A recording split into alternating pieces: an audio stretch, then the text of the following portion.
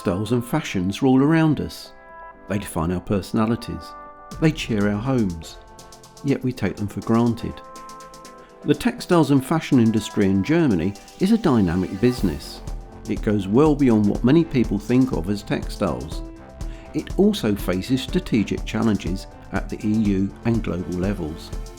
The German industry is represented by Textil+Mode. I recently met Ralf Campfona, head of their Brussels office and head of international trade, to give me some background on this dynamic business and a brief overview of the issues facing this active trade body. Ralf, hello. Thank you for your time. Could you just tell me a little bit, please, about Textil+Mode and your membership and some of the issues which are facing your organisation?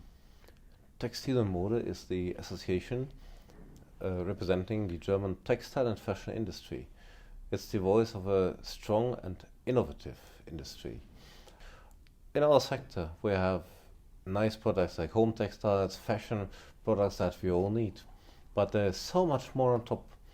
60% of textiles and fashion in Germany, of our sector, is in technical textiles. These are products like stadium roofs. These are products like textile concrete that allow you to build very sophisticated, thin, modern bridges, for instance. There's so much more in this sector. We are major suppliers for the automotive industry, for the aerospace industry.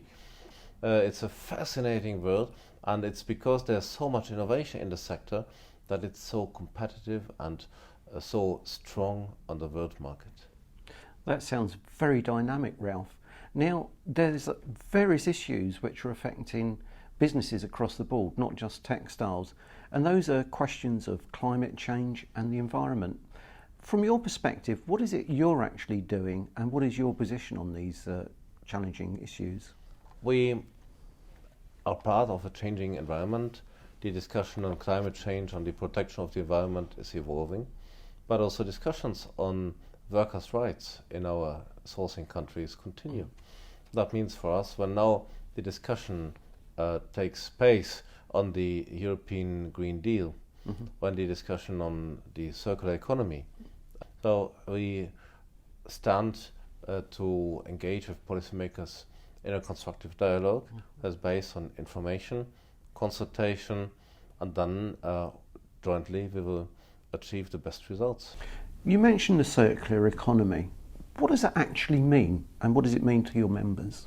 Let me give you a very tangible example, like this pencil. This is made of reused fibers, and this is an example of how circular you can become also in the textile sector, because circular economy is being discussed with a strong focus on our industry, on textiles, and therefore the most obvious thing to get it right is to involve us closely in discussions, and for us, of course, to proactively contribute our point of view.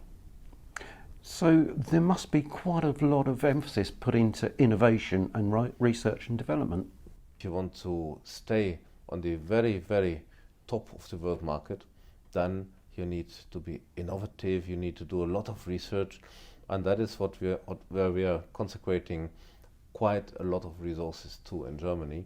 You can find out more on our website textil-mode.de, where you can have access to all the different facets this can take, and it's fascinating.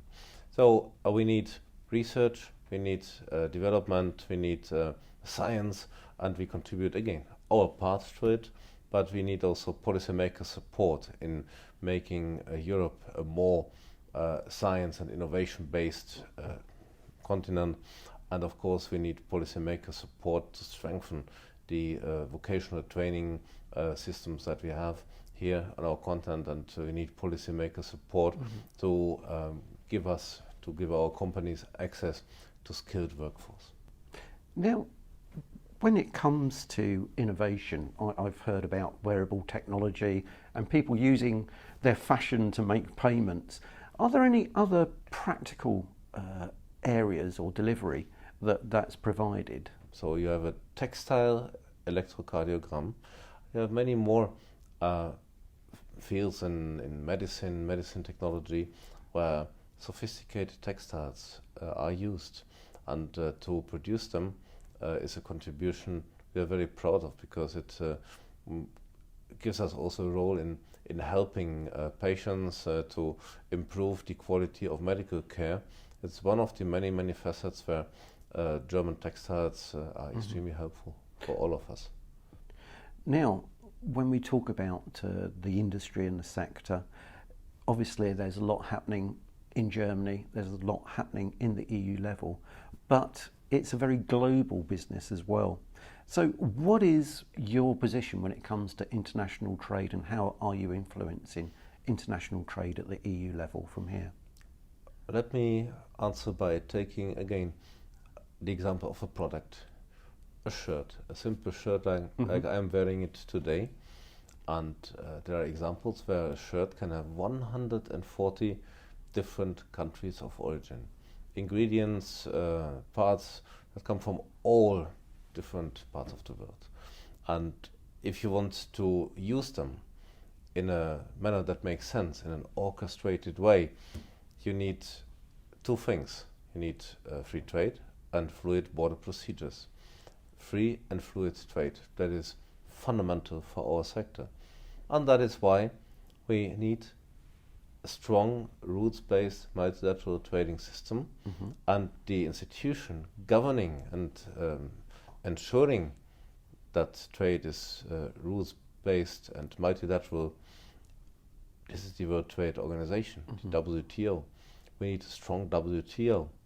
And on top of the World Trade Organization, we need to seize the full potential of bilateral and regional trade agreements, like the one the European Union has concluded with Vietnam, and the trade agreement the European Union has negotiated with Mercosur after almost 2 decades of negotiations. And we wait for the entry into force of this major agreement that will cut tariff peaks, for instance, in Brazil, sometimes tariff peaks that are incredibly high. And by letting Mercosur enter into force, we will give a vitamin boost to the industry, also in Germany.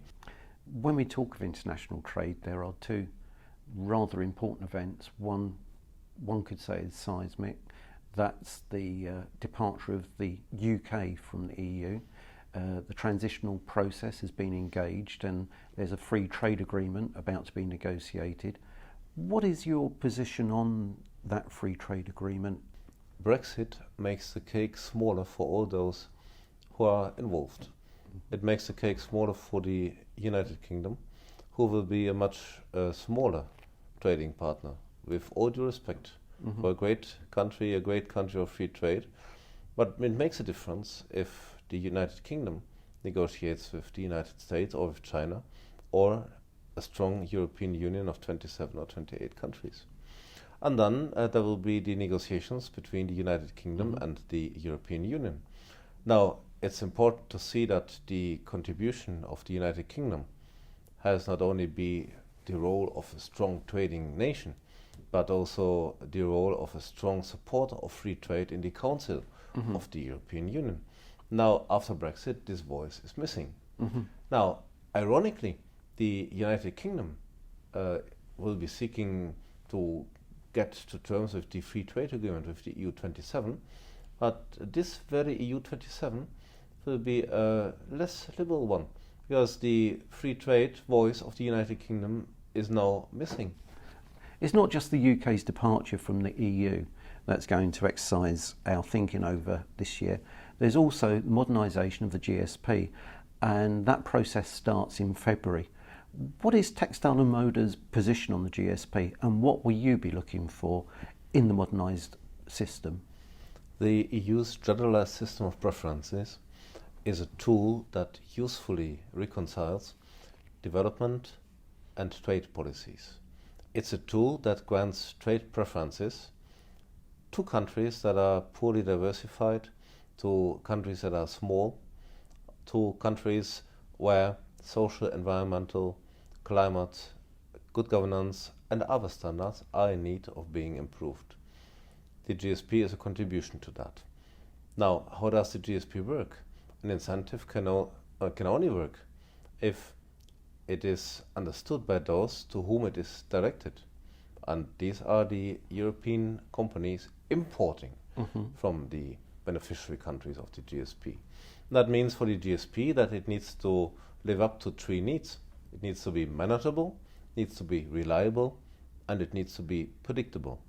Manageable, so that also a small company with a smaller number of employees can easily understand the GSP and say, this is the tool that we are going to use.